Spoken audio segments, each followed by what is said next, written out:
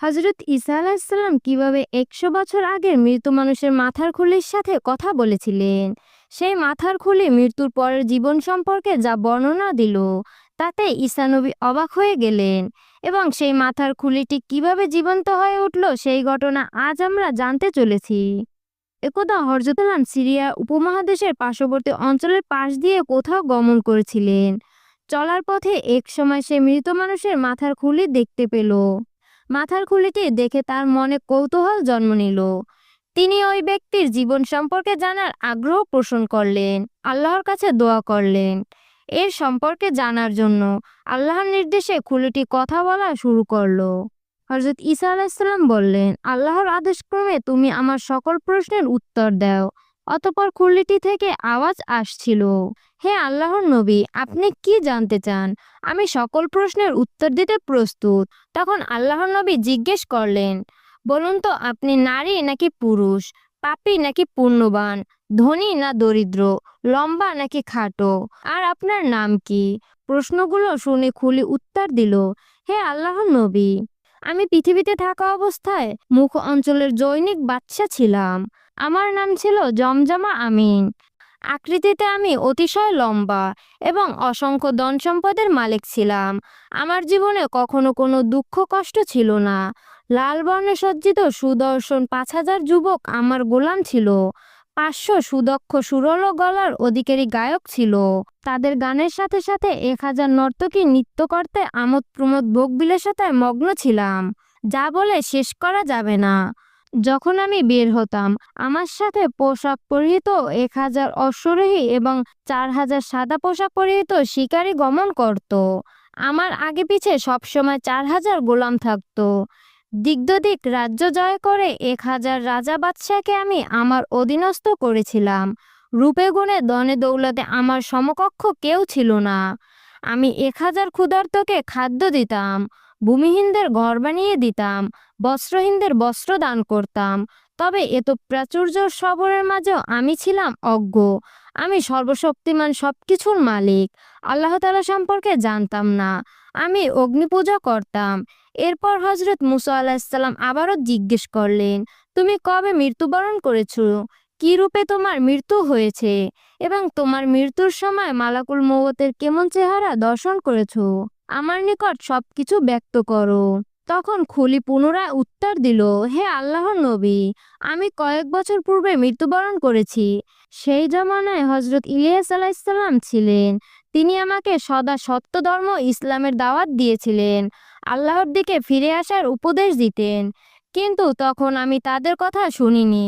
একদিন প্রচণ্ড গরমে আমার খুব খারাপ লাগতে শুরু করলো। আমি ঘরে গিয়ে শুয়ে পড়লাম। আমার শরীর ক্রমশ খারাপ হতে শুরু করলো। কোনো কিছুতেই শান্তি অনুভব করতে পারছিলাম না। দেশ বিদেশ থেকে অসংখ্য চিকিৎসক আমাকে চিকিৎসা দিতে আসছিল। তাদের চিকিৎসার কোনো ওষুধ আমার উপকার হলো না। অর্থহীন অসাড় দেহ বিছানায় পড়ে রইল। একদিন হঠাৎ এক ভয়ানক আওয়াজ কানে আসছিল। কেউ বলছে, জান কবজ করে দোজখে নিয়ে যাও। মুহূর্তের মধ্যে মালাকুল মউত নামের ফেরেশতা আমার সামনে হাজির হলো। আমি এর পূর্বে কখনো এত ভয়ঙ্কর ও বিরাট আকৃতির কাউকে দেখিনি। তার মাথা আসমানে গিয়ে ঠেকেছে, পা দুখানা জমিনে, পিছনে কয়েকটি মুখ। তা দেখে আমি ভয়ে জড়সড় হয়ে গিয়েছিলাম। হযরত ঈসা আলাইহিসসালাম বললেন, তুমি কি তাকে জিজ্ঞেস করনি কেন এতগুলো মুখ নিয়ে এসেছিলেন? হ্যাঁ, করেছিলাম। সে জবাবে বলেছিল, আমার সামনের মুখ দিয়ে আমি মুমিনদের জান কবজ করি, ডান পাশের মুখ দিয়ে আসমানের অধিবাসীদের জান কবজ করি, বাম ও পিছনের মুখ দিয়ে কাফের ও মুশরিকদের জান কবজ করার আদেশ দেয়। তার সাথে আরো কিছু সংখ্যক ফেরেশতা ছিল। তাদের কারো হাতে আগুনের তরবারি, কারো হাতে আগুনের তীব্র শিখা। আমি কসম করে বলতে পারি, সেখান থেকে যদি এখন আগুন পৃথিবীতে এসে পড়তো, পৃথিবী জ্বলে পড়ে ধ্বংস হয়ে যেত। সেসব ফেরেশতারা আমার শিরা উপশিরা ধরে টানতে লাগলো, আমার আত্মা টেনে হিঁচড়ে বের করতে লাগলো। আমি তাদের কাছে কাকুতি মিনতি জানালাম। আমার প্রাণের পরিবর্তে আমার সমস্ত ধন সম্পদ তাদের দিয়ে দিতে চাইলাম। এটা শুনে এক ফেরেশতা আমাকে জোরে থাপ্পড় মারলো। তাতে আমার চেহারা বিকৃতি বিভৎস হয়ে গেল। তারা বলল, হে হতভাগা মূর্খ, তুই কোথায় শুনেছিস আল্লাহর ফেরেশতারা কাফেরদেরকে প্রাণের পরিবর্তে তাদের থেকে ধন সম্পদ গ্রহণ করে থাকে? অতঃপর আমি তাদের বললাম, আমি নিজেকে পরিবার পরিজন সহ সবাই আল্লাহর পথে নিজেদের উৎসর্গ করব। তাও আমাকে ছেড়ে দাও। আল্লাহর ফেরেশতা লোভী নয়, তারা ঘুষ নেয় না। তখন আমার জান বের করে নিল।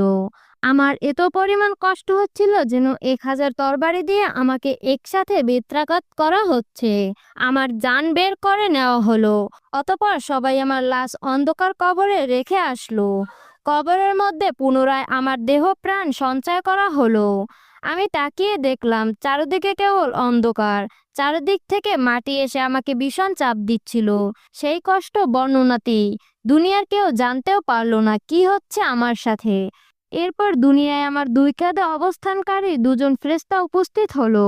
তারা বলল, দুনিয়ায় ভালো মন্দ যা করেছো এখন তার ফল ভোগ করো। এই বলে তারা চলে গেল। তাদের পর মুনকার নাকির নামক দুজন ফেরেশতা আবির্ভাব হলো। তা দেখতে অতি ভয়ঙ্কর ছিল। তারা আমাকে প্রথমেই জিজ্ঞাসা করে, তোমার প্রতিপালক কে? আমার এই প্রশ্নের উত্তর জানা ছিল না। এই ভয়ানক আকৃতি দেখে আমি প্রচণ্ড ভয়ের মধ্যে যাচ্ছিলাম। তাই তাদের খুশি করার জন্য বললাম, তোমরা আমার প্রতিপালক, তোমরাই আমার সবকিছুর মালিক। তারা আমার উত্তর শুনে গর্জে উঠল, আমাকে আগুনের শিকল দ্বারা আঘাত করলো। এতে আমার শরীর চূর্ণ বিচূর্ণ হয়ে মাটির সাথে মিশে গেল। কিন্তু এবার আমি মৃত্যুবরণ করলাম না। তারা আমাকে টেনে তুললো, আবার পূর্বের রূপে ফিরিয়ে দিল। এবার দ্বিতীয় প্রশ্ন জিজ্ঞেস করলো, তোমার দিন কি? এই প্রশ্নের উত্তর আমার জানা ছিল না। আমাকে আবার জিজ্ঞেস করলো, তোমার নবীকে? ভয়ে ভয়ে উত্তর দিলাম, তোমরা দুজন। এই উত্তরে তারা আরো ভয়ঙ্কর হয়ে উঠল। আগুনের গোলায় তারা একের পর এক আঘাত করতে লাগলো। আমার দেহ মাটির সাথে মিশে গেল। কবরের ভয়ঙ্কর আযাব নেমে আসলো আমার উপর, কিন্তু মৃত্যু ঘটল না। হে নবী, বিশ্বাস করুন, দুনিয়ার 400 বছর আরামায়েশ করেছি, কিন্তু কবরের এই একদিনের কষ্টের নিকট দুর্বিষহ হয়ে উঠল। ফেরেশতাগণ একের পর এক কঠিন শাস্তি দিয়ে চলে গেল এবং বলে গেল, আল্লাহর গজব তোমার উপর কিয়ামত পর্যন্ত চলতে থাকুক। কিছু সময় পর ওই ফেরেশতাগণ আবার ফিরে আসলো। তারা আমাকে নিয়ে আকাশের দিকে রওনা হলো। মুক্ত আলো বাতাসের কিছুটা স্বস্তি লাভ করলাম। ভাবলাম এবার বুঝি আমার মুক্তি হলো, কিন্তু সেরকমই কিছুই ঘটল না। অদৃশ্য থেকে এক গম্ভীর কণ্ঠে আওয়াজ আসছিল, এই পাপিষ্ঠকে দোজকে নিক্ষেপ করো। তখন দোজকের ভারপ্রাপ্ত মালিক ফেরেশতা উপস্থিত হলো। পূর্বের ফেরেশতাদের তুলনায় আরো বেশি ভয়ঙ্কর। আমি অত্যন্ত ভীতু হয়ে পড়লাম, কিন্তু তখন আমার কিছুই করার ছিল না। ফেরেশতা আমাকে আগুনের শিকল দিয়ে বেঁধে টেনে হিঁচড়ে অগ্নিকুণ্ডলের উপর নিক্ষেপ করলো। আমার শরীরের চামড়া তুলে নেওয়া হলো। চামড়াবিহীন শরীর উত্তপ্ত শিকলে বেঁধে দিল। জ্বলন্ত অগ্নিতে আমি চলতে থাকলাম। এরপর আমাকে এক অন্ধকার গুহায় নিক্ষেপ করা হলো, যা ছিল ভয়ঙ্কর, সাপ বিচ্ছুদের পরিপূর্ণ। বিভিন্নভাবে আমাকে যা প্রশ্ন করা হচ্ছিল, আমার মুখ বন্ধ করে দেওয়া হচ্ছিল। কোনরূপ চিৎকার করার সুযোগ ছিল না। কান্নাবিহীন অসম্ভব কষ্ট যন্ত্রণা আমি ভোগ করতে থাকলাম। এতটুকু বলে মাথার খুলিটি থামলো। এরপর হযরত ঈসা আলাইহিসসালাম বললেন, তুমি আমাকে দোজখের বিবরণ বলতে পারবে? তখন মাথার খুলি বলল, হ্যাঁ। 7 স্তরের দোজখ রয়েছে। প্রতিটি স্তরে দোজখের রয়েছে ভিন্ন ভিন্ন শাস্তি। দোজখগুলো হলো 1 লাজা, 2 জাহান্নাম, 3 জাহিম, 4 সাহির, 5 সাখার, 6 উমা এবং 7 হাবিয়া। দোজখের উপর নিচে ডানে বামে সর্বত্রই রয়েছে কেবল আগুন আর আগুন। সেখানে আগুনের খাদ্য পাপিষ্ঠরা এবং পাপিষ্ঠদের খাদ্য আগুন। জাহান্নামীরা ভয়ঙ্কর আযাব ভোগ করবে। দোজখে তারা কষ্ট যন্ত্রণায় চিৎকার করতে থাকবে, ক্ষুধা তৃষ্ণায় আর্তনাদ করতে থাকবে, কিন্তু তাদের কিছু খেতে দেওয়া হবে না। মাথার খুলি বলল, হে আল্লাহর নবী, তারা আমাকে পূর্ববর্তী স্থান থেকে একটি আগুনের কাছে নিয়ে আসলো। আমি কিছু খাবার প্রার্থনা করলে তারা আমাকে গাছের জাক্কুম নামক কাঁটাযুক্ত ফল খেতে দিল। ক্ষুধার তাড়নায় ওই ফল খাওয়ার ফলে আমার মুখ, গলা, পেট কাটা বিঁধে গেল। আমার গলা দিয়ে টাটকা রক্ত পড়তে লাগলো। এত যন্ত্রণা ভাষায় প্রকাশ করার মতো নয়। আমি তাদের কাছে একটু পানি চাইলাম। তারা আমাকে উত্তক্ত রক্ত দিল, যা পান করে আমার ভিতরের নাড়িভুড়ি সবকিছু গলে মলদ্বারা দিয়ে বের হয়ে আসতে লাগলো। আমি তাদের কাছে এই আযাব থেকে মুক্তি প্রার্থনা করলাম। হে পাপিষ্ঠু, তুই সারা জীবন যে অন্যায় করছিস তার শাস্তি তো পেতেই হবে। আল্লাহর এত নিয়ামত গ্রহণ করেও কখনো কৃতজ্ঞতা প্রকাশ করনি। শিরক লিপ্ত ছিলে, সাধারণ মানুষের হক নষ্ট করেছিস, ন্যায্য অধিকার কেড়ে নিয়েছিস, তোকে এর ফল ভোগ করতে হবে। মাথার খুলিটি এরপর বলল, হে আল্লাহর নবী, আপনি আমার জন্য দোয়া করুন। তিনি যেন আমাকে এই আযাব থেকে মুক্ত করে পুনরায় জীবন দান করেন।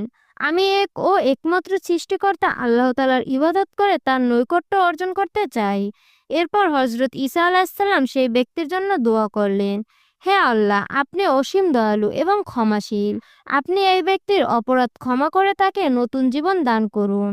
আপনার ইবাদত করার সুযোগ দিন। আল্লাহ তাআলা ঈসা আলাইহিস সালামের দোয়া কবুল করলেন। তখন মাথার খুলির ওই লোকটিকে নতুন জীবন দিল। সবসময় আল্লাহর ইবাদত বন্দিতে ব্যস্ত থাকত। কথিত আছে নতুন প্রাপ্ত জীবনে সে ৮০ বছর জীবিত ছিল।